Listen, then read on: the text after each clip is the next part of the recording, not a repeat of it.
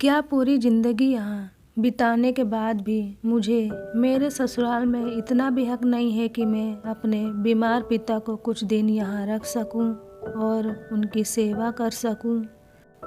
काजल रोते हुए अपने पति विनोद को कह रही थी, ज़रूर है काजल, पर हुआ क्या है बाबूजी को, और ये तुम क्या कह रही हो? मुझे कुछ समझ नहीं आ रहा है। अरे सुबह से शाम तक में ऐसा क्या हो गया जिसकी भनक मुझे नहीं है? आपको कैसे पता रहेगा जी? आप सुबह 8 बजे दुकान जाते हो और रात के 10 बजे घर लौटते हो, तो ऐसे में आपको कैसे पता चलेगा कि दिन भर आपके पीठ पीछे घर पर क्या हो रहा है? और ऊपर से माँ जी कहाँ चाहती है कि उनका बेटा अपने ससुराल का हाल समाचार जाने। इसी बात का तो दुख है कि आप घर में रहते हुए भी घर की बातों से कहीं दूर हैं। क्या पहेलियाँ बुझा रही हो काजल? जो भी है साफ साफ कहो। काजल की तरफ देखते हुए विनोद कहता है। फिर काजल सारी बात बताती है। अभी कुछ दिनों से बाबूजी का शुगर लेवल काफ़ी बढ़ा हुआ था और तबीयत खराब चल रही थी। गांव में उन्हें दिखाया गया, पर बीमारी ठीक होने की बजाय बढ़ती जा रही थी। इसलिए मैं बड़े भैया को बोली कि बाबूजी को लेकर यहाँ चले आएं ताकि यहाँ किसी अच्छे डॉक्टर से इनका इलाज हो सके। मेरी बात मानकर बड़े भैया कल रात की ट्रेन पकड़कर आज सुबह सुबह आपके जाने के बाद बाबूजी को लेकर यहाँ आ गए और किडनी के जाने माने डॉक्टर से दिखा लाएं। डॉक्टर ने 1 हफ्ते की दवाई लिख कर दी और इसी शहर में रहने की हिदायत दी। इसलिए मैं बाबूजी के रहने की व्यवस्था देवर जी के बंद कमरे में कर रही थी। पर जैसे ही माँ जी को मेरे बाबूजी के यहाँ रुकने की बात पता चली, उन्हें ये बर्दाश्त नहीं हुआ और वो मुझसे झगड़ने लगी, ये कहकर कि मैं इस घर की मालकिन हूँ और मेरी मर्जी के बगैर कोई इस घर में पनाह नहीं ले सकता। ऊपर से बहू के मायके वालों को कतई नहीं। अगर एक बार बेटी के यहाँ रहने की आदत हो गई तो बार बार आने की लत लग जाएगी उन्हें। ऐसा कहने के साथ साथ उन्होंने मुझे बहुत खरी खोटी सुनाई और फिर कहने लगी, मेरी मर्जी जाने बगैर मेरे बेटे के कमरे में अपने बाप को ठहराने वाली तुम कौन होती हो? अपने बाप के घर से लाई थी क्या ये मकान जो किसी को भी यहाँ आश्रय दे रही हो?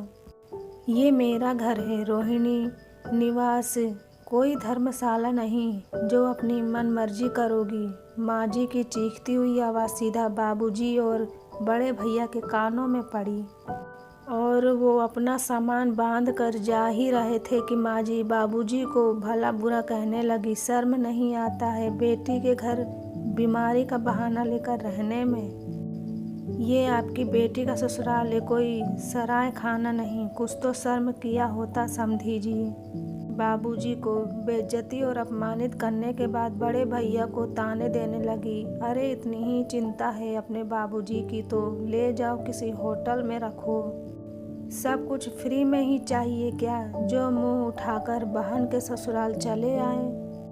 माँ जी की ऐसी बातें सुनकर बाबूजी सन्न हो गए। उन्हें तो ऐसा लग रहा था जैसे नस काटो तो खून नहीं, कितना बड़ा लांछन लगा दिया गया एक बीमार पिता के ऊपर। अच्छा हुआ जो भैया तुरंत बाबूजी को अस्पताल के निकट एक कमरे में ठहरा दिए। अगर यहाँ रहते तो जीते जी मर जाते और बीमारी ठीक होने की बजाय बढ़ जाती है। कहते कहते काजल सिसक उठती है। काजल को यूं सिसकते देख विनोद उसे पानी देता है और कहता है, पहले तुम शांत हो जाओ काजल, फिर मैं माँ से बात करता हूँ। इतनी बड़ी बात हो गई और मैं शांत हो जाऊँ? नहीं जी, बिल्कुल नहीं। आज तो फैसला होकर रहेगा। अरे मैंने अपनी सारी जवानी आपके माँ बाबूजी की सेवा में बिता दी और बदले में कुछ नहीं मांगा। मुझे उनके पैसे कौड़ी या कोई संपत्ति नहीं चाहिए थी, सिर्फ मुझे मेरा और मेरे मायके वालों का सम्मान मांगा था, पर मुझे आज तक नहीं मिला। कहते कहते काजल का गला भर जाता है। फिर कुछ देर शांत होकर कहती है, आज आप मुझे ये बताओ कि क्या ये घर सिर्फ माँ बाबूजी का है? हमारा इस घर पर कोई हक नहीं है। हमने अपने शादी के 20 साल दिए हैं इस घर को सींचने में, फिर भी इस घर पर मेरा कोई हक नहीं है। अगर ऐसा है तो फिर हमारा घर कौन सा है जी, जिसे मैं हक से अपना कह सकूं? अगर बहुओं के लिए घर ही हर जिम्मेदारी और काम है तो फिर घर पर हक क्यों नहीं? क्यों हमें इस हक से वंचित रखा जाता है विनोद? क्यों हम अपने रिश्तेदारों को यहाँ नहीं बुला सकते? अगर ऐसा है तो मुझे भी मेरा घर चाहिए जिसे मैं हक से अपना कह सकूं। कहते कहते बार बार काजल फपक पड़ती थी, पर आज वो चुप नहीं रहना चाहती थी। पिछले 20 सालों से भरे दर्द के गुब्बार आज फट जाना चाहता था।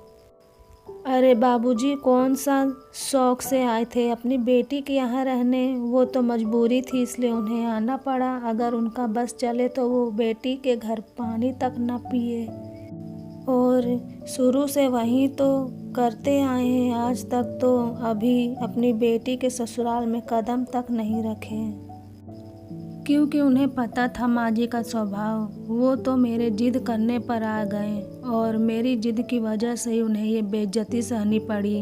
मैं पूछती हूँ, क्या यही है माँ जी के संस्कार जिसका बखान दुनिया के सामने करती रहती है? काजल आक्रोश और दुख से भरकर अपनी वेदना विनोद को कह रही थी। आज माँ जी का व्यवहार विनोद की आंखों में भी खटक सा गया। वो तुरंत काजल का हाथ पकड़ा और अपनी माँ के कमरे में गया, जहाँ रोहिणी जी अपने पति सुरेश जी को आज सुबह हुए घटना की चर्चा ही कर रही थी, जिसमें वो काजल के परिवार वालों को झूठा इल्ज़ाम लगाते हुए कह रही थी, विनोद के बाबूजी, ये जो बहू के परिवार वाले हैं सब के सब भिखारी हैं। देखिए तो कैसे 2 पैसा बचाने के लिए बीमारी का बहाना करके हमारे घर मुंह उठाकर चले आए थे। शर्म भी नहीं आता है ऐसे बिन बुलाए भिखारियों को? ऐसा कह ही रही थी रोहिणी जी की विनोद पीछे से चिल्लाता है, माँ आपको शर्म आनी चाहिए। अपने बहू के बीमार पिता के बारे में ऐसा कहते हुए आप ऐसा कैसे कह सकती हैं, वो भी बीमार आदमी के लिए? छी, शर्म आती है मुझे आपकी ऐसी छोटी सोच पर माँ। वो काजल के जन्मदाता हैं, कुछ तो लिहाज किया होता उनका। और वे अपनी मर्जी से यहाँ नहीं आए थे, बल्कि काजल ने बुलाया था। अगर यहाँ रुक भी जाते तो कौन सा अनर्थ हो जाता माँ? आप भी तो अपनी बेटी के यहाँ जाते हो ना, तो फिर काजल के बाबूजी क्यों नहीं आ सकते हैं? अगर आपकी बेटी के ससुराल में आपका कोई ऐसा अपमान करता तो आपको कैसा लगता माँ? कुछ तो रिश्तों का मान रखिए माँ। और अगर काजल के बाबूजी अपनी बीमारी का इलाज यहाँ रहकर करते तो इसमें क्या बुराई थी? आखिर ये घर उनकी बेटी का भी तो है। खबरदार जो ऐसा कहा विनोद, ये घर मेरा है और इस घर में किसे रखना है और किसे नहीं, ये हम और तुम्हारी माँ डिसाइड करके, बहू या तुम नहीं। रौब से चिल्लाते हुए सुरेश जी कहते हैं, ठीक है बाबूजी, यदि ये घर आपका है तो अब हम इस घर में एक पल भी नहीं रहेंगे। यहाँ इंसानियत की कोई जगह ना हो, जहाँ घमंड और रौब का बोलबाला हो। उस घर में मैं अब और नहीं रह सकता। हम कल ही इस घर को छोड़कर चले जाएंगे। ऐसा कहकर विनोद जाने लगता है कि तभी रोहिणी जी उसका हाथ पकड़ लेती है और कहती है, इतनी छोटी सी बात के लिए तू अपने माँ बाप को छोड़कर चला जाएगा? तू चला जाएगा तो हम कैसे रहेंगे बेटा? मुझे माफ़ कर दे बेटा, पर ऐसा घर छोड़कर मत जा। चाहिए तो तू अभी के अभी बहू के बाबूजी को बुला, मैं अपने हाथों से उनका कमरा ठीक कर दूंगी, पर घर छोड़कर जाने की बात मत कर।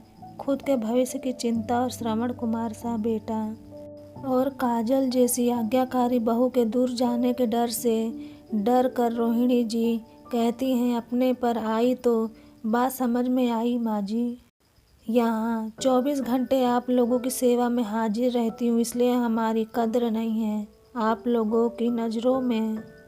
20 साल हो गए माँ जी इस घर में मुझे आए हुए, पर आज भी मैं अपने किसी परिवार को यहाँ नहीं बुलाई और ना ही बुलाना चाहती थी, क्योंकि मुझे पता है आप लोगों का नेचर। पर इस बार तो आपने हद ही पार कर गई। मेरे बीमार पिता की आंखों में आंसू दे गई। क्या गलती थी उनकी, यही ना कि वो एक बेटी के बाप हैं और बेटी के कहने पे यहाँ चले आए।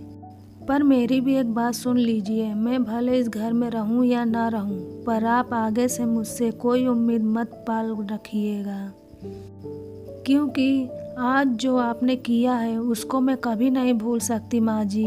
ऐसा कह के प्रतिमा अपने कमरे में चली जाती है और प्रशांत भी प्रतिमा के पीछे पीछे चला जाता है। सुबह जब प्रतिमा अपना सामान बांध रही थी तो प्रशांत प्रतिमा को आवाज़ लगाता है, प्रतिमा जल्दी बाहर आओ, देखो कौन आया है। प्रतिमा भाग कर आती है और देखती है उसके बाबूजी और बड़े भैया सुरेश जी और रोहिणी जी के साथ दरवाजे पर खड़े थे।